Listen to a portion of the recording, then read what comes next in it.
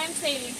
I'm Haley. And I'm Gavin, Davis. And this is how to repair a leaky faucet for home repairs requirement 4D. Wait, what? Why is it leaking? Oh.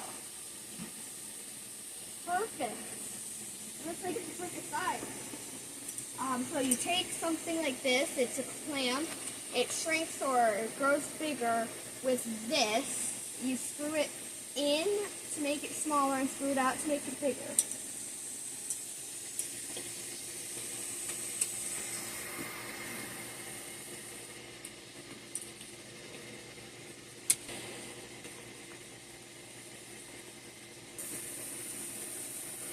Righty tighty, lefty loosey.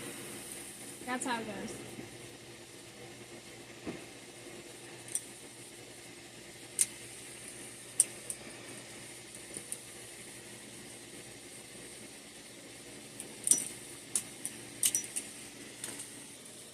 You turned it on to show you that it was leaking, but usually what you do is you turn it off and then you would tighten it.